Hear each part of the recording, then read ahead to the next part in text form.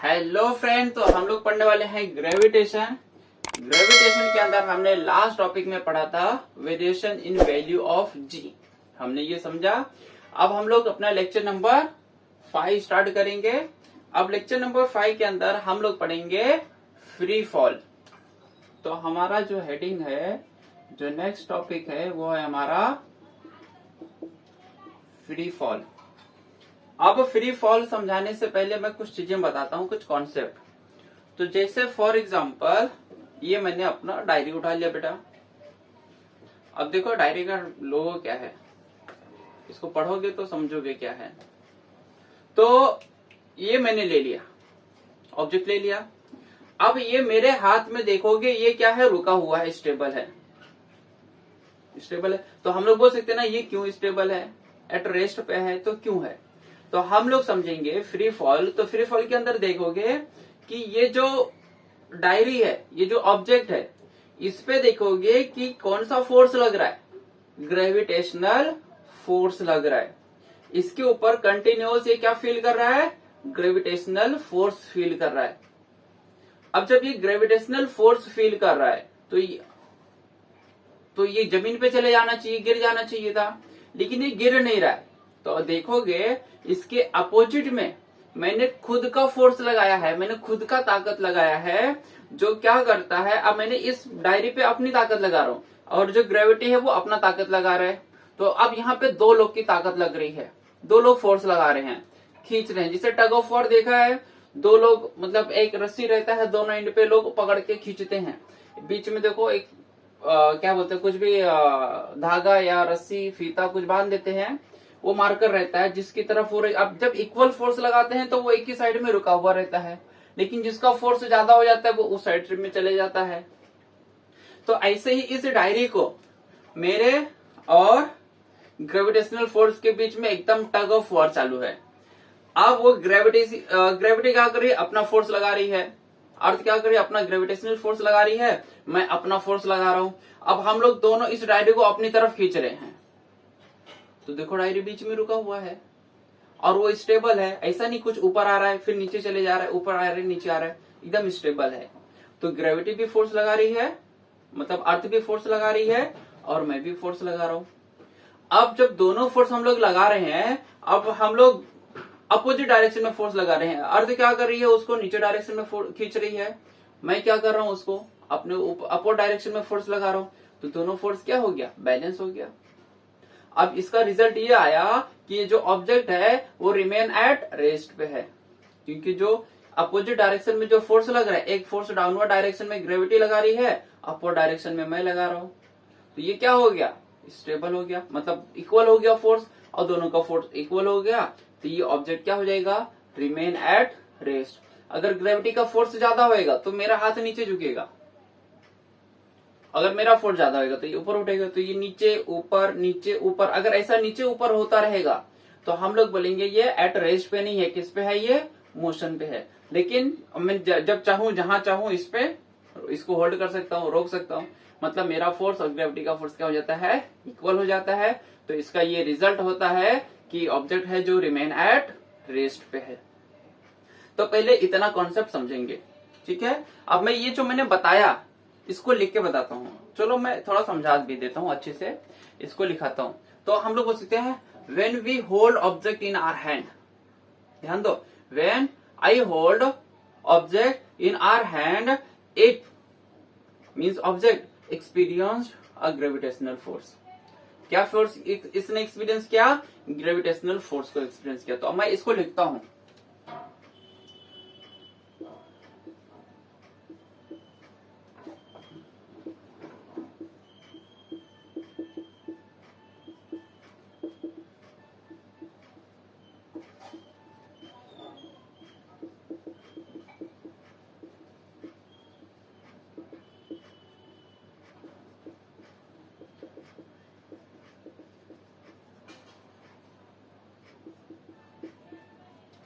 अब ये क्या फील कर रहा है, एक्सपीरियंस कौन सा फोर्स कर रहा है, ग्रेविटेशनल फोर्स फील कर रहा है। समझ में आया। अब क्या कर रहा हूं, बट हम लोग बोल सकते हैं but it is balance by force that we apply on it. अब ये क्यों बैलेंस है, क्योंकि मैंने उस पर क्या किया है, फोर्स लगाया है इन अपोजिट डायरेक्शन। तो मैं इसका दूसरा पॉइंट लिखता हूं बेटा। तो but it is balanced bye a force, मैं बताता हूं, बट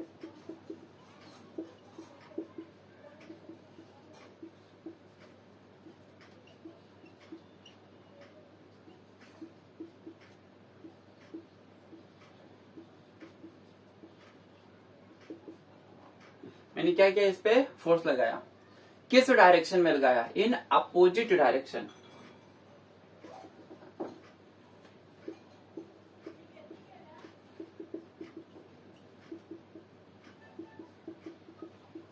इन अपोजिट डायरेक्शन। तो अब इसका रिजल्ट क्या हुआ, इसका रिजल्ट ये हुआ कि देखो ग्रेविटी फोर्स लगा रहा है डाउनवर्ड डायरेक्शन में, मैं फोर्स लगा रहा हूं अपवर्ड डायरेक्शन में, तो as a result object remain at rest.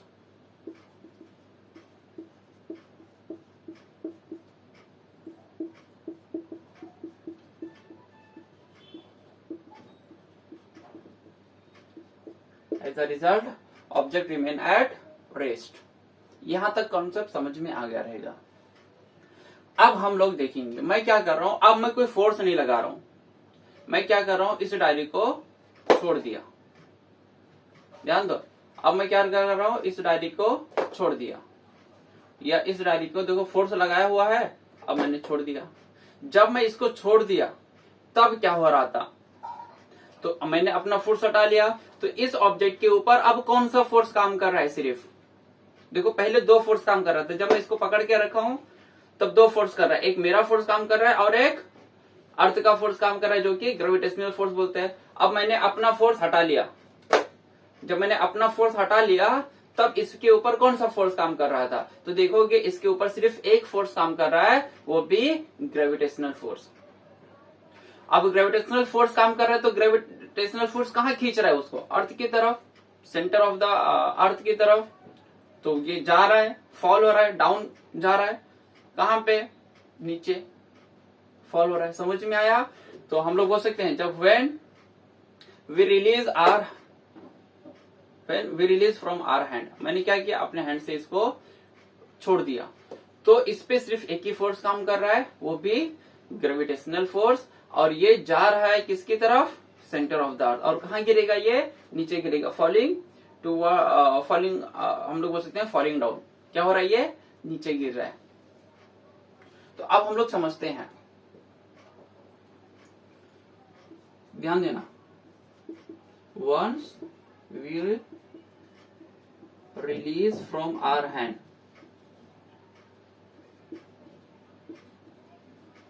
मैंने क्या किया, इसको अपने हाथ से छोड़ा, तो इसके ऊपर कौन सा कितने फोर्स काम करते हैं,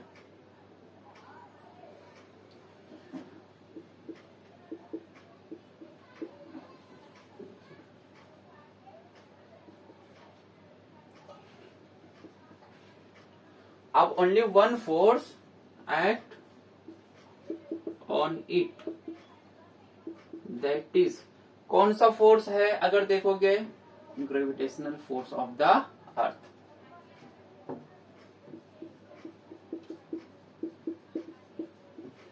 ग्रेविटेशनल फोर्स ऑफ द अर्थ, तो जो अर्थ का जो ग्रेविटेशनल फोर्स है वो इसके ऊपर क्या करता है, काम करता है। अब इसकी वजह से क्या हो रहा है, object and the object falling down under the influence of it. अब ग्रेविटेशनल फोर्स के इन्फ्लुएंस में वो क्या हो रहा है, वो फॉल हो रहा है, the object falls down under its influence.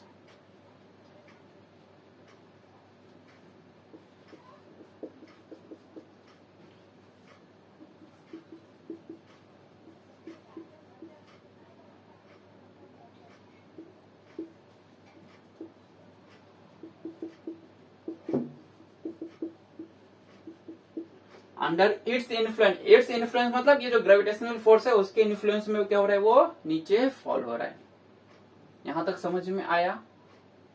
तो ये हमने बेसिक कॉन्सेप्ट सीखा। अब इसमें और चीजें बताता हूं, अब डिफाइन करें होंगे हम लोग फ्री फॉल होता क्या। तो ये जस्ट मैंने बेसिक चीज बताया, ये चीज हमको पता रहना चाहिए। अब इसको नोट कर लो, फिर मैं आगे की चीजें बताता हूं।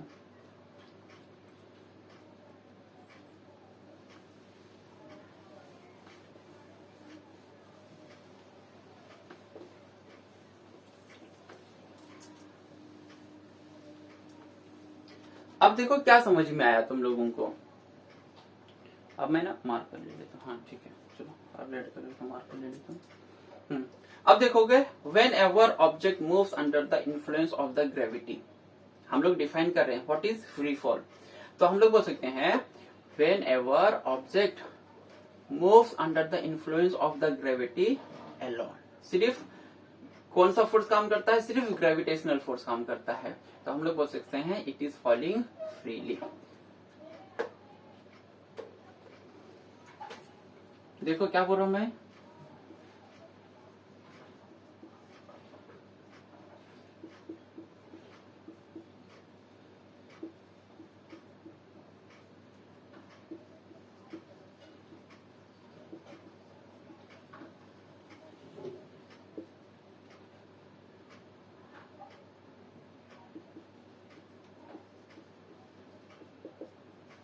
whenever object moves under the influence of the gravity alone, सिर्फ ग्रेविटी रहना चाहिए alone।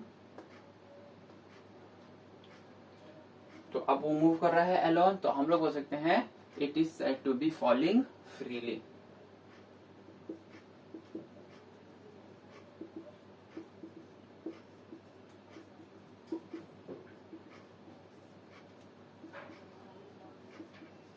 हम लोग बोल सकते हैं it is said to be falling freely. समझ में आया। अब देखो मैं समझाता हूँ। ये देखो मेरा डायरी है, ये चलो मार्कर ही रहने दो, डायरी क्या, ये मेरा मार्कर है। अब देखो मैंने इसको छोड़ दिया, अब जब मैं छोड़ दिया, मैं जो अपना फोर्स लगा रहा था वो छोड़ दिया। अब इस पे दो फोर्स काम कर रहा है, एक ग्रेविटेशनल फोर्स काम कर रहा है, एक जो मैंने फोर्स लगाया है वो, इसके वजह से ये ऊपर रुका हुआ है। अब मैंने अपना फोर्स हटा लिया तो देखो कि ये क्या हो रहा है, नीचे गिर रहा है। अब जब ये नीचे गिर रहा है तो इस पे सिर्फ एक ही फोर्स काम कर रहा है। कौन सा फोर्स काम कर रहा है, ग्रेविटेशनल फोर्स काम कर रहा है। अब ये सिर्फ एक ही फोर्स काम कर रहा है, ग्रेविटेशनल फोर्स काम कर रहा है। तो हम लोग बोल सकते हैं ये फ्री कैसा फॉल हो रहा है, फ्रीली फॉल हो रहा है। तो when ever object moves under the influence of the gravity, मतलब ग्रेविटी उसको इन्फ्लुएंस कर रही है, खींच रही है अलोन, सिर्फ ग्रेविटी काम कर रही है और कोई दूसरा फोर्स काम नहीं कर रहा है। तो हम लोग बोल सकते हैं it is said to be falling freely. और वो क्या फॉल हो रहा है, फ्री फॉल हो रहा है। यहां तक समझ में आया। अब अगर समझोगे, मैं बताऊं तुम लोग को, ये डेफिनेशन था। अब अगर मैं बताऊं तुम लोग को एक और चीज, इन फ्री फॉल याद रखना हमेशा, जब फ्री फॉल होता है तो जो इनिशियल वेलोसिटी होती है वो ऑलवेज जीरो होती है। जैसे मैंने इसको पकड़ के रखा है मार्कर को, अब देखो ये रुकी हुई है तो इसकी इनिशियल वेलोसिटी क्या हो गई, जीरो हो गई। अब जब मैं छोड़ूंगा तब देखो इसकी स्पीड बढ़ गई। जैसे जैसे वो नीचे आएगा टूवर्ड्स द अर्थ, उसकी स्पीड क्या होते जाती, बढ़ते जाती, मतलब फाइनल वेलोसिटी बढ़ते जाता है, इनिशियल वेलोसिटी क्या होता है, जीरो होता है। तो in free fall the initial velocity of the object is zero. ये याद रखना हमेशा, क्या होता है, in free fall initial velocity of object is zero. तो जो इनिशियल वेलोसिटी होता है किसी भी ऑब्जेक्ट का, वो क्या होता है, इन फ्री फॉल में, सिर्फ फ्री फॉल के कंडीशन में, फ्री फॉल के कंडीशन में इनिशियल वेलोसिटी क्या होता है, जीरो होता है। एंड और क्या होता है, हम लोग बोल सकते हैं एंड जो वेलोसिटी होता है goes on increasing due to acceleration due to gravity, goes on. अब ये पहले जीरो है, अब अब देखो यहाँ पे जीरो है, जैसे जैसे वो नीचे बढ़ जाएगा वैसे उसकी वेलोसिटी क्या होगी, इंक्रीज होते जाएगी। तो हम लोग बोल सकते हैं and goes on increasing.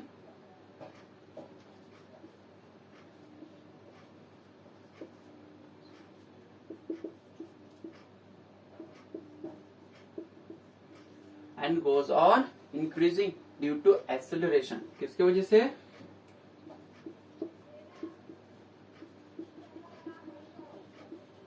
Due to acceleration due to gravity, किसके वजह से, acceleration due to gravity of the earth, acceleration due to gravity of the earth, इसकी वजह से वो बढ़ते जाता है,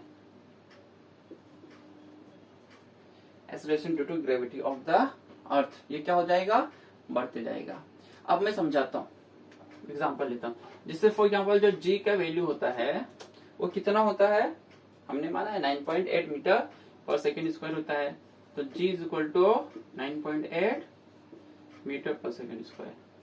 अब कोई भी ऑब्जेक्ट कितनी स्पीड से गिर रहा है, अगर हमको पता करना है कि उसकी स्पीड कितनी है, उसकी वेलोसिटी कितनी है, तो हम लोग कैसे पता करेंगे, तो देखो हम लोग को काइनेमेटिकल इक्वेशन मालूम है, v is equal to u plus at।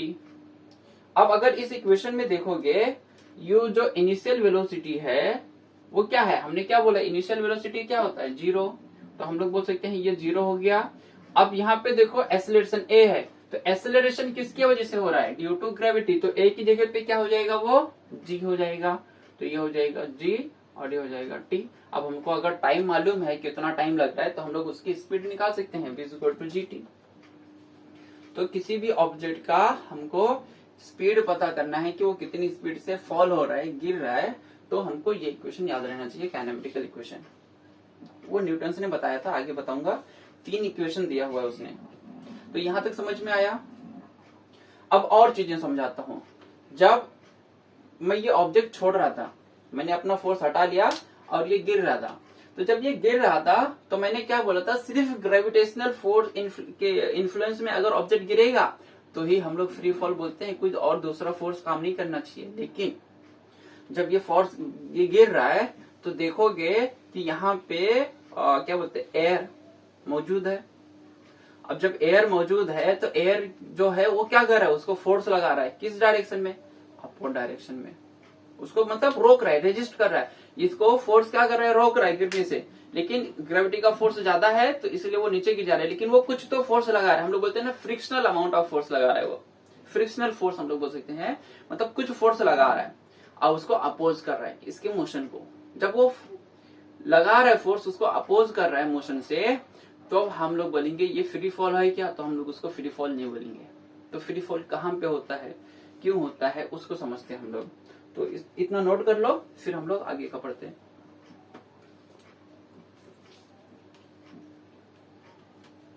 चलो ठीक है, मैं इसको मिटाता हूं।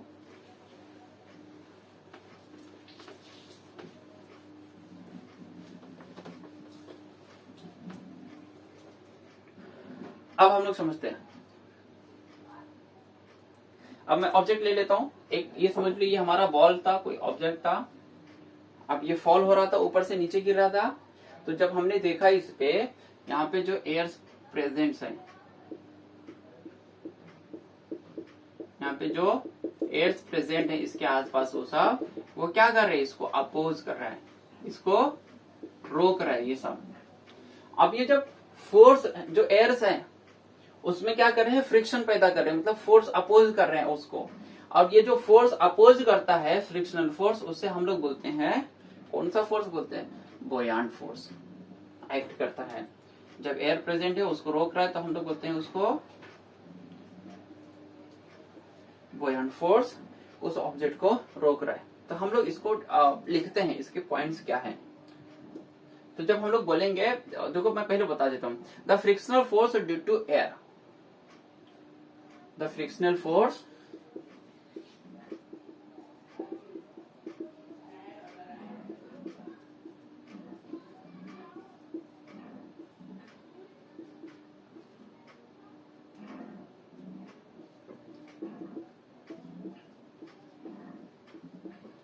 जो एयर अपोजेस कर रहा है, the motion due to frictional, the frictional force due to air opposes the,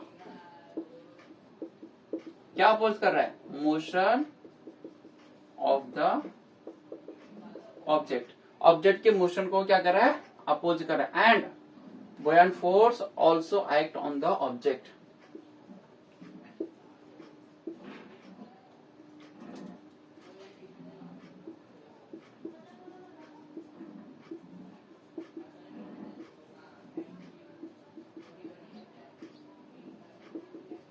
और उस पे क्या करता है, buoyant force एक्ट करता है। On it means on object, लिख देंगे हम लोग। इस ऑब्जेक्ट के ऊपर एक फोर्स काम करता है जिसे हम लोग क्या बोलते हैं, बुयान फोर्स। तब अगर ये सिर्फ सिंगल फोर्स रहेगा, सिर्फ ग्रेविटी काम करेगा तो ही हम लोग उसको फ्री फॉल बोलेंगे। लेकिन अगर ग्रेविटी के अलावा भी कोई फोर्स काम कर रहा है उसके ऊपर तो हम लोग उसको फ्री फॉल नहीं बोलेंगे। दस free fall is possible only in vacuum, मतलब यहाँ पे पॉसिबल नहीं है।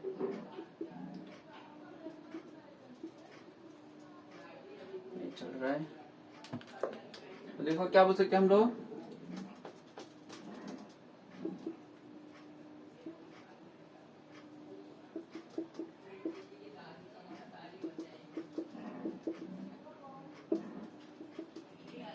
दस free fall is possible only in vacuum, मतलब खाली जगह पे, मतलब जहां पे एयर भी प्रेजेंट नहीं हो वहीं पे क्या हो सकता है, फ्री फॉल पॉसिबल होता है। तो फ्री फॉल कहाँ पॉसिबल है, तो स्पेस में मतलब ऑक्सीजन नहीं है, एयर नहीं है, तो स्पेस में पॉसिबल है। सिर्फ ग्रेविटी रहे और कोई भी क्या बोल सकते हैं हम लोग, एयर या कोई भी अपोजिट करने वाली कोई फोर्स प्रेजेंट नहीं रहे तो ही हम लोग उसे क्या बोलेंगे, फ्री फॉल बोलेंगे। अब कुछ इक्वेशंस है, अब ये याद रखना, फ्री फॉल कहाँ पॉसिबल है, ओनली इन स्पेस, कि वो फ्री फॉल हो। लेकिन स्पेस में हम लोग ग्रेविटी काम नहीं करती है, ठीक है।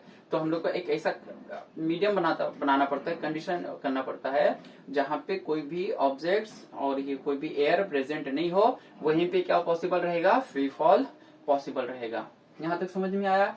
अब हम लोग आगे के इसके कॉन्सेप्ट समझते हैं, कैसे तीनों काइनेमेटिकल इक्वेशन है जिससे हम लोग को न्यूमेरिकल में सॉल्व करने के लिए यूज करना है। तो अभी हमने क्या देखा, जो फ्री फॉलिंग ऑब्जेक्ट होता है उसका जो इनिशियल वेलोसिटी होता है वो क्या होता है, 0, और एक्सेलरेशन को क्या लिखते हैं हम लोग, a = g। तो अब देखो इसको काइनेमेटिकल इक्वेशन में कैसे यूज कर सकते हैं। फॉर फ्रीली फॉलिंग ऑब्जेक्ट, देखो क्या होता है, for freely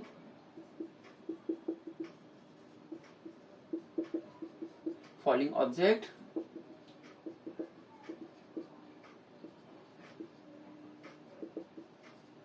velocity u = 0 and a = g लेंगे, acceleration = gravity। अब अगर हम लोग देखेंगे, हमको फर्स्ट इक्वेशन मालूम है, kinematical first equation s = u + at, ये क्या है हमारा काइनेमेटिकल इक्वेशन है,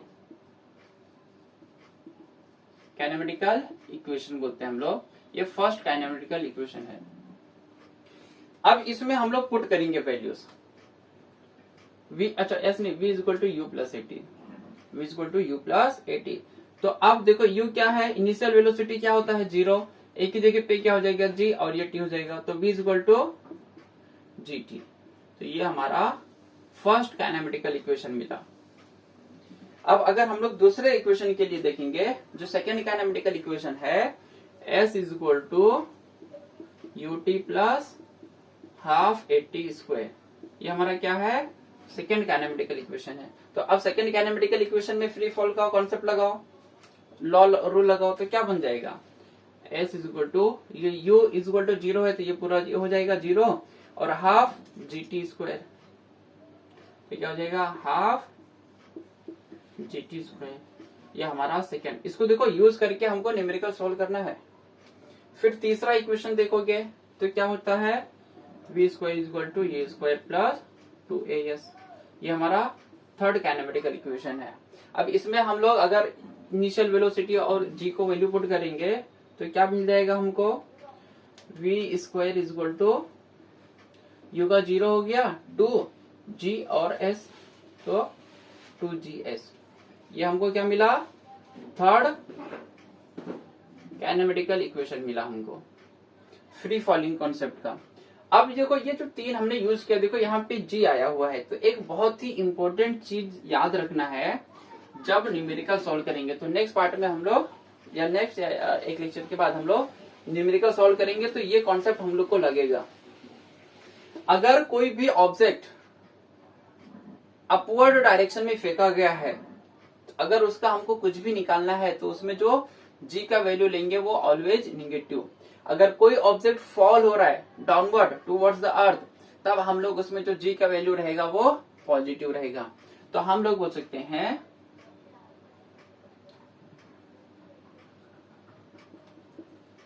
फॉलिंग डाउनवर्ड, जी का वैल्यू क्या लिखेंगे पॉजिटिव में। हम लोग बोल सकते हैं going upward, going upward direction means opposite to the gravity, gravity के अपोजिट में जा रहा है, गोइंग अपवर्ड, तो जी का वैल्यू जो लिखेंगे हम लोग निगेटिव लेंगे। तो ये कॉन्सेप्ट है, ये न्यूमेरिकल के टाइम पे याद आएगा, वहां पे भी बताऊंगा, लेकिन यहाँ के लिए इसको याद रखना है। तो बच्चों लोग, अगर वीडियो अच्छा लगा हो तो इसे ज्यादा से ज्यादा अपने दोस्तों के साथ इसे शेयर करो और वीडियो चैनल को सब्सक्राइब करो। थैंक यू बच्चा लोग।